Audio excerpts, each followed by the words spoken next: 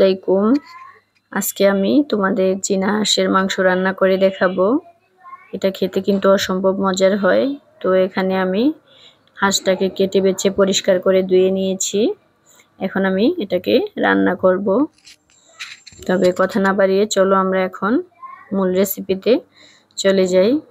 এখানে আমি হলুদের গুঁড়া দিয়ে দিব 2 টেবিল চামচের মতো, আর দিয়ে দিব লাল মরিচের গুঁড়া, দিয়ে দিব লবণ স্বাদ মতো, দিয়ে এখন আমি একটু পানি দিয়ে এটাকে মিক্স করে রাখবো।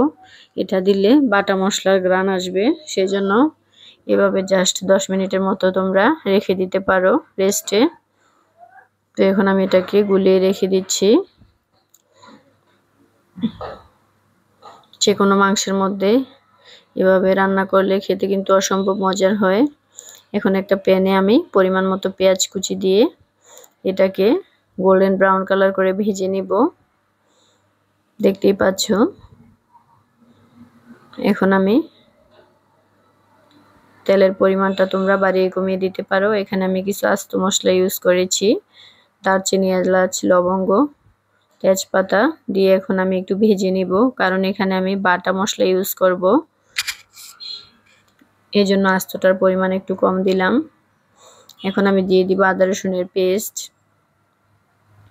আদা রসুনটা অবশ্যই তেলের সাথে ভেজে নিতে হবে, তা না হলে এটার কাঁচা গন্ধটা থেকে যাবে।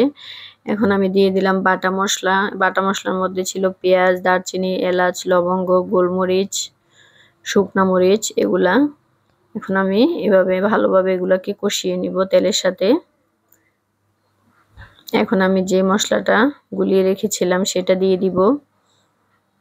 আমি যেভাবে রান্নাটা করতেছি তোমরা সেম প্রসেস ফলো করে এভাবে করে নিতে পারো। এটার টেস্ট কিন্তু অনেক ভালো আসবে। তো এখন আমি মশলাটাকে ভালো করে কষিয়ে নিয়েছি। দিয়ে দিব এখন আমি মাংসগুলো। মশলাটা যত ভালো কষাবে এটার টেস্ট কিন্তু ততই ভালো আসবে, সেজন্য চেষ্টা করবে মশলাটাকে আগে ভালো করে কষিয়ে নেওয়ার জন্য। এখন আমি ঢাকনা দিয়ে ঢেকে এটাকে কিছুক্ষণের জন্য রান্না করে নিব।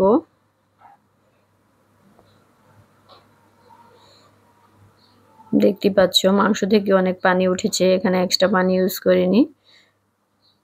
এখন আবারও আমি এটাকে নেড়ে চেড়ে কিছুক্ষণের জন্য ঢাকনা দিয়ে ঢেকে আমি কষিয়ে নিব। তো দিয়ে দিলাম একটু ঝোলের পানি। ঝোলের পানিটা আমি এখানে ঝোল রাখবো না, এটাকে আমি মাংসটা সিদ্ধ হওয়ার জন্য এই পানিটা দিয়েছি।